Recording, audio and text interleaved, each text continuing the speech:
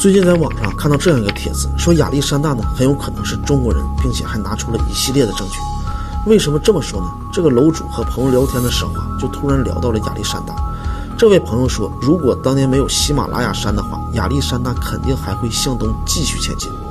而我们当时正处于秦始皇的时代，而秦始皇的军队是抵抗不了亚历山大的马其顿方阵的。后来这句话一直停留在这个发帖的楼主的脑海里，或多或少呢是有一些不服气的。于是楼主就查阅了各种资料，渐渐的疑问也就多了起来，发现亚历山大他很有可能是一个虚构的人物。下面呢我们用几个论证和大家探讨一下。还是老规矩，想和我一起学习易经传统文化的，在看完视频来我主页粉丝群免费领取易经的课程和笔记。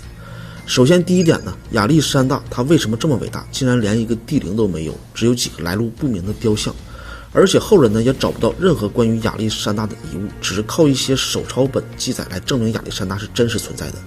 并且这些手抄本还是近几百年才写出来的。这就好比说呢，秦始皇在历史上只有一个手抄版的记录，没有兵马俑，没有秦陵，更没有史记中的记载，那么我们也一定不会相信他一定是历史上真实存在的人物啊。随后这个楼主又深挖出了很多细节，出现了一系列的巧合，比如亚历山大东征是公元前334年到324年，共10年的时间，而刘彻发起卫青和霍去病匈奴大战呢，也刚好是10年的时间。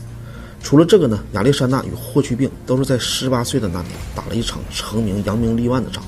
后来亚历山大是突然去世的，并且他的死因还不确定，而霍去病他也是突然去世的，死因也不确定。但霍去病是我们历史上被证实的人物，今天我们还可以找到证据。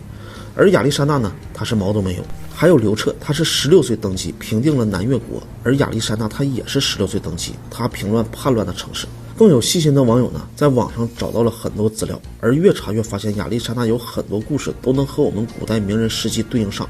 种种的一切呢，更让我们觉得亚历山大可能就是西方模仿我们华夏文明虚构出来的人物。各位朋友们，说到这里，你们觉得呢？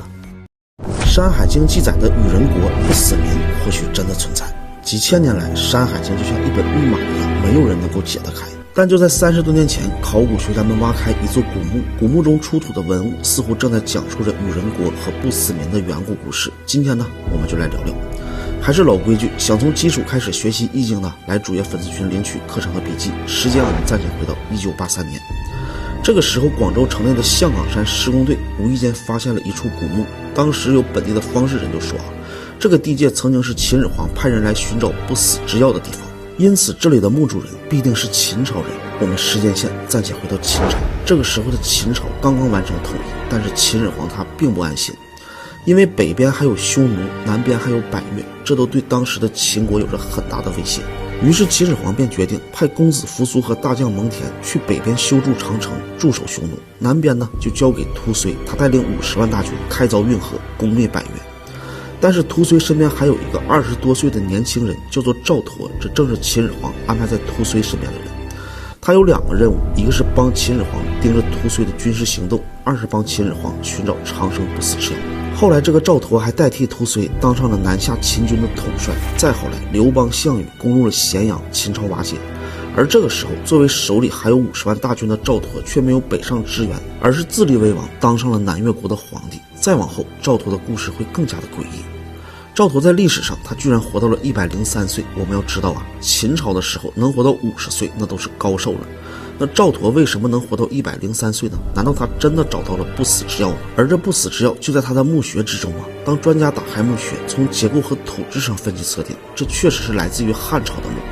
当然了，汉朝时期广州这个地方正是南越国存在的时期，但是南越国它一共经历了5个皇帝，赵佗、赵胡、赵英起、赵兴还有赵建德。可是赵兴和赵建德他们在位的时间很短，也正是处于汉朝屠灭吴越国的时候，所以这2位几乎没有那么多精力来修建这么大的墓。而赵英起的墓在公元226年被孙权派人给挖了，赵胡的墓是1916年在广州的龟山被挖掘的。所以象岗山发现这个墓大家当时都认为这轮也该轮得上赵佗了吧？但是到底是不是呢？墓中又为什么会出现《山海经》记载的羽人国和不死民的线索呢？我们下期再见。羽人国不死民或许真的存在。1983年，广州的象岗山出土了一座汉墓，墓的主人叫做赵昧，在我们已知的历史上是没有这个人的，但是在墓中却发现来自于尼罗河的象牙，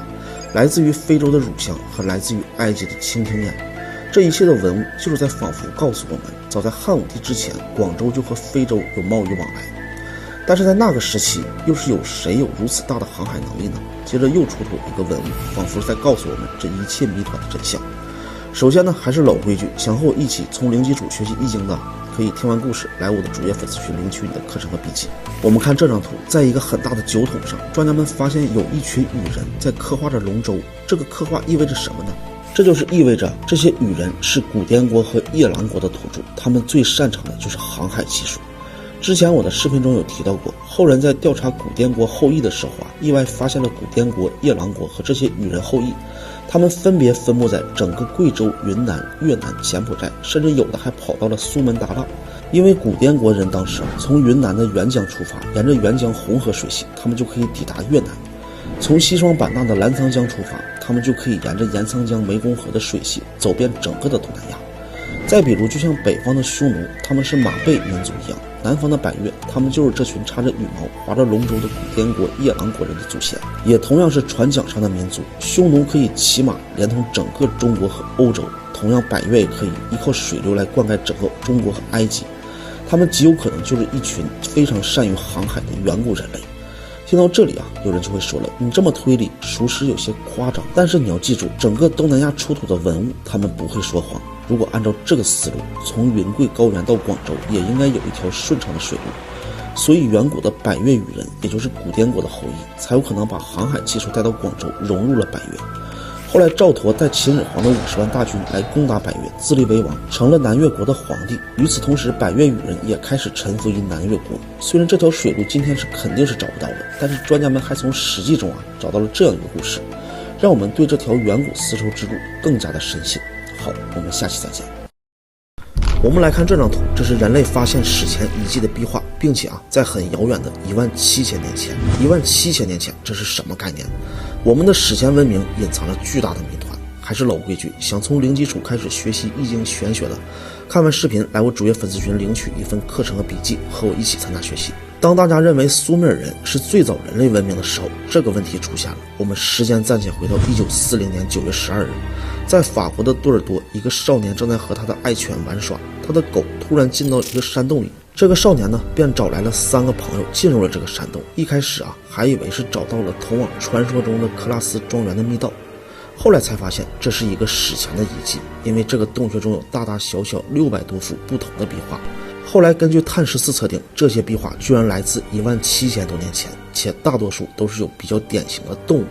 比如牛、马，还有鹿，还有羊和熊。不仅刻画的十分生动，还把1万多年前平原上游荡的巨牛的形象刻画的也是惟妙惟肖。后来专家在壁画中还发现，这个公牛图上居然还有6个星团，和我们发现的昴星星团非常的相似。昴星团是什么呢？在现代的科技世界里昴星团正是金牛座天区中一个明亮的星团。而这个来自于17000年前的壁画，竟然和今天科技所看到金牛座的形体外观极其的相似。还有绘制于这个洞穴左侧的独角兽，也被认为是今天的摩羯座，有着很大的关联。如果真的是这样，那就说明我们的史前文明非常的丰富，并且在很久远时期的古人类就已经对天体研究得很透彻了。